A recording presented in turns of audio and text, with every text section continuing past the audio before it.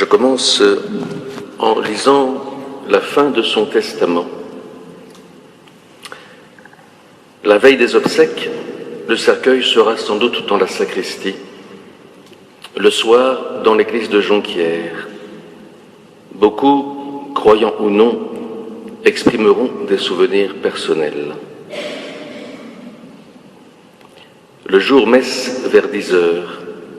Pour les lectures, j'aime bien le prophète Élie, emporté sur un char de feu, et l'amour qui ne demeure pas. Et les derniers seront les premiers. Puis le corps va au cimetière de Réveillaz pour une crémation qui dure plus d'1 heure. Nous avons donc vécu une veillée ici de témoignages et de prières hier soir, une très belle veillée, où se sont mélangés les rires et les larmes, où chacun a pu raconter ses souvenirs personnels, et c'était très très beau. Ceci étant, le mouvement de la paix, qui n'était pas présent hier soir, demande à intervenir et je l'invite à venir. Et ce sera le seul témoignage que j'ajoute aujourd'hui, en plus de Monsieur le maire qui interviendra après.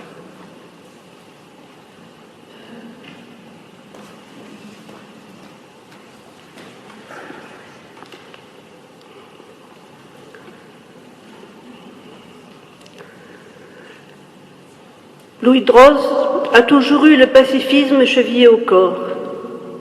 Dans les années 70, il avait participé à une conférence à Berlin-Est qui l'avait beaucoup impressionné positivement. En 1980, il fonde avec Sylvia De Luca et d'autres le comité de Martigues du mouvement de la paix. En sommeil après le décès prématuré de Sylvia, ce comité renaîtra en 1983 avec la mobilisation et les manifestations contre les Pershing et les SS-20 installés en Europe. Cheville ouvrière et pilier incontournable du comité, sa bonté, sa bienveillance, son ouverture d'esprit, ses conseils pertinents ont fait rayonner l'idée de paix sur Martigues. Son esprit œcuménique nous a souvent fait réunir les différentes religions pour éviter que les guerres étrangères ne dégénèrent sur Martigues en conflit communautaire. Pédagogue, il faisait des fiches de lecture, de réflexion des livres qu'il aimait et nous les distribuait. Avec pertinence, il nous avait fait remarquer que le mot paix est toujours associé à un adjectif. La paix romaine, la paix américaine, la paix des braves, la paix du Christ. Et lorsqu'en l'an 2000, l'ONU et l'UNESCO ont parlé de culture de paix, Louis l'appliquait déjà spontanément depuis longtemps dans sa vie quotidienne. Le plus longtemps possible, nous avons maintenu nos réunions à son domicile et nous l'avons amené à nos manifestations locales ou proches ou simplement à partager un repas.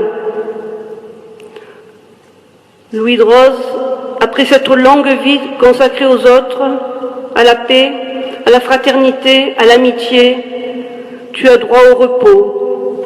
Et nous ne t'oublierons jamais et garderons dans nos cœurs le souvenir de ta bienveillance, de ta bonté, de ton humanité, au service des autres et de la paix.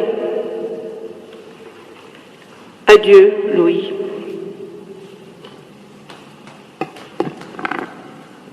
Merci, et j'ai la carte d'adhésion de Louis au mouvement de la paix. Si vous la voulez, je vous la donne en souvenir, qui était dans ses affaires.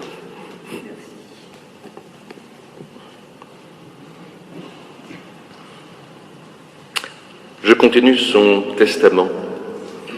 Je dis mon affection particulière à ma famille, ici présente, ses 2 sœurs, son frère, 2 de ses nièces qui sont ici, aux amis de la CO qui ont témoigné hier soir, à la paroisse, au diocèse, à la ville de Martigues, au mouvement de la paix, à France-Amérique latine.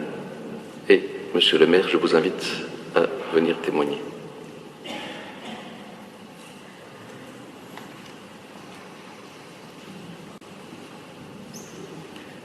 Merci, cher Benoît.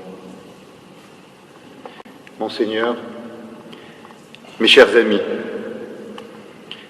prendre la parole en ces pénibles moments n'est bien sûr guère facile, car la portée des mots paraît bien dérisoire en regard de la tristesse causée par la perte de celui que nous accompagnons une dernière fois. Mais à défaut de consoler, la parole est notre moyen sincère d'exprimer notre profond respect pour le Père Louis Droz, qui vient de nous quitter, et notre solidarité envers ses proches et envers sa famille. Nous sommes venus nombreux dans cette Église pour rendre un dernier hommage à cet homme si singulier. Le Père Louis Droz était un homme de foi, au service de Dieu, mais aussi un homme engagé, profondément engagé, attentif aux plus humbles, aux petits peuples. Martégal, depuis 1976, il est arrivé sur ce territoire industriel avec dans ses bagages la force et la conviction des expériences vécues durant 17 années auprès des ouvriers des usines de Sochaux-Montbéliard. Passionné par la vie des hommes, par les questions sociales et par les enjeux contemporains, il a passé son existence à œuvrer pour le respect et la dignité des travailleurs et des plus fragiles. Il était une présence simple mais concrète auprès des femmes et des hommes souvent en souffrance. Une présence simple mais attentive et attentionnée quand il fallait faire face aux conflits sociaux. Homme de terrain, portant toujours autour du cou sa légendaire écharpe, il était de tous les combats, de toutes les luttes, présent à chaque fois qu'il était nécessaire de se mobiliser et de faire entendre sa voix pour réclamer plus de justice, pour réclamer le respect des valeurs humaines. Prêtre au sein de l'Action catholique ouvrière de Martigues, membre de l'association France-Amérique latine ou encore du mouvement de la paix, on le croisait souvent sur la place Jean Jaurès lors des rassemblements, mais aussi à Marseille aux côtés des manifestants. Le Père Louis Droz avait 96 ans, mais il était de ces hommes exceptionnels sur lesquels les années ne peuvent avoir de prise, comme elles ne peuvent avoir de prise sur sa détermination. C'est dans l'amour, dans son optimisme, dans ses convictions et dans l'attention qu'il savait porter aux autres qu'il trouvait, qu'il puisait sa force, sa résistance. Il était toujours heureux et fier, lors de ces rencontres, d'affirmer son appartenance à l'Église, mais aussi à sa vie militante et à sa vie de simple citoyen de Martigues. Il était également heureux et fier d'aider à créer du lien et à favoriser les relations entre les chrétiens catholiques, les élus et la population de Martigues. C'est donc un hommage bien naturel, mais surtout un hommage empreint d'émotion et d'un profond respect que je veux lui rendre ce matin au nom des élus municipaux et au nom de la ville de Martigues. Le Père Louis Droz croyait en Dieu, évidemment.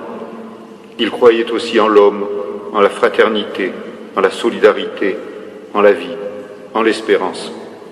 Le Père Louis Droz était un grand homme qui croyait en la paix. Et je suis certain qu'en ce moment, ici dans cette église, nous lui souhaitons tous d'avoir trouvé cette paix qu'il désirait tant. Adieu Louis, tu peux reposer en paix. L'amour de tous t'accompagne.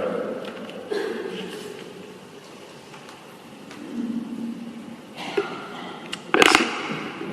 Merci pour ce mot. Et je termine le testament de Louis dans la lumière de l'espérance chrétienne que j'ai reçue et expérimentée avec bonheur. Et nous allons maintenant allumer les cierges à côté du corps et nous le faisons en chantant le Christ ressuscité. Je vous invite à vous lever.